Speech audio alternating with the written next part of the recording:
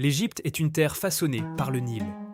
Comme l'écrivait le grand historien grec Hérodote, l'Égypte est un don du Nil. Sur plus de 6000 km, le Nil unit les brumes du lac Victoria à la splendeur des sommets du Sinaï. De cette rencontre naît un fleuve sacré, porteur de limon et de vie, qui a vu s'élever, entre désert et rives fertiles, une civilisation éternelle. Pendant 3 millénaires, de Narmer à Cléopâtre, 31 dynasties ont gravé leurs légendes dans la pierre des temples, l'ombre des pyramides et la mémoire des hommes. Les pharaons n'étaient pas de simples rois, mais des dieux incarnés, gardiens de l'équilibre du monde. C'est pourquoi ils ont érigé des monuments colossaux qui défient les siècles et gravé leur puissance dans l'éternité. Ainsi, le roi Khéops, au 3e millénaire, c'est-à-dire il y a 5000 ans, fit ériger la grande pyramide de Gizeh, chef-d'œuvre de l'Ancien Empire, haute de près de 150 mètres, défiant le temps et les hommes. Son fils, Khéphren, fit dresser le Sphinx, gardien silencieux au visage humain et au corps de lion, symbole de force et de mystère. Plus tard, Ramsès II, au XIIIe siècle avant notre ère, régna plus de 60 ans, fit graver son nom sur des temples immenses comme Abou Simbel et mena des batailles qui nourrissent encore les légendes.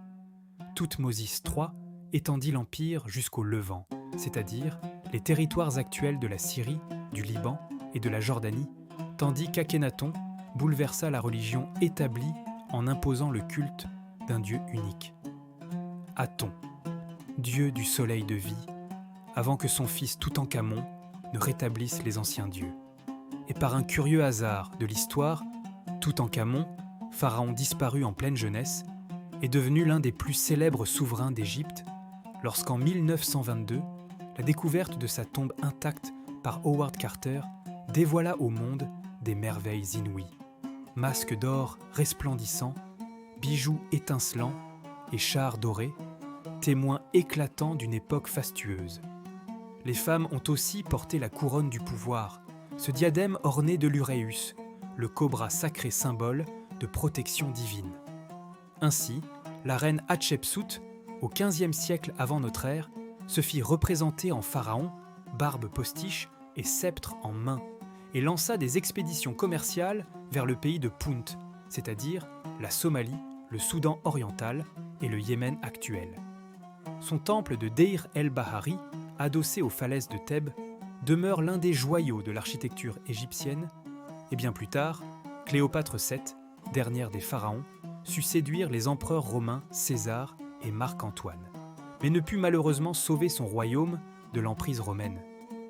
Nous ne pouvons évoquer l'Égypte ancienne, celle des pharaons, sans faire résonner les noms des souverains venus du sud et qu'on appelle les pharaons noirs. Issus du royaume de Nubie, ils surgirent au 8e siècle avant notre ère, porteurs d'une force nouvelle et d'une ferveur religieuse ardente. Ils fondèrent la 25e dynastie et inscrivirent leur règne dans la longue fresque égyptienne. Pianki, conquérant visionnaire, Shabaka, restaurateur des traditions, Shebitku, gardien de l'unité, Taharka, bâtisseur et guerrier, et enfin Tanoutamon, dernier éclat de cette lignée, régnèrent sur l'Égypte il y a près de 26 siècles. Leur passage fut bref, mais lumineux, semblable à une étoile filante traversant le ciel. Ils réunifièrent le pays, embellirent les temples et rappelèrent au monde que l'Égypte puisait aussi sa grandeur dans les terres profondes et fécondes de l'Afrique noire. Aujourd'hui, les pyramides et bien d'autres lieux en Égypte sont les témoins éternels de cette grandeur, et il est impossible de passer sous silence les pyramides de Saqqara, moins célèbres que celles de Gizeh, mais tout aussi fascinantes. À Saqqara, qui se trouve à 30 km du Caire, le pharaon Djéser fit construire la première pyramide à degrés, œuvre de l'architecte Imhotep, véritable révolution architecturale qui ouvrit la voie aux merveilles de Gizeh. L'Égypte ancienne demeure et demeurera un mystère, et une multitude de questions restent sans réponse. Qui a construit réellement ces pyramides et comment ? Comment a-t-on pu lever ces rampes monumentales, utiliser ces leviers ingénieux, mobiliser des milliers d'ouvriers ? Certains évoquent des techniques perdues, d'autres des forces surnaturelles, voire des interventions extraterrestres. Aujourd'hui encore, les chercheurs découvrent des cavités secrètes, des chambres cachées, comme si ces monuments voulaient garder une part de mystère et protéger leurs secrets. Et lorsque vous vous promenez dans ces lieux, chaque pierre posée semble être une prière. Chaque alignement, une offrande au ciel. Chaque ombre, une voix qui murmure l'éternité. L'Égypte des pharaons est une fresque immense où se mêlent conquêtes et croyances, temples et tombeaux, rois et reines, mystères et révélations.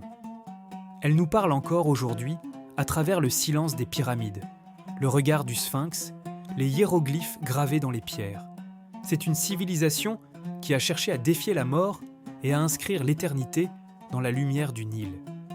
Et si vous vous promenez parmi les vestiges de cette histoire millénaire, vous comprendrez mieux pourquoi les Égyptiens disent « Le silence est plus profitable que l'abondance des paroles ».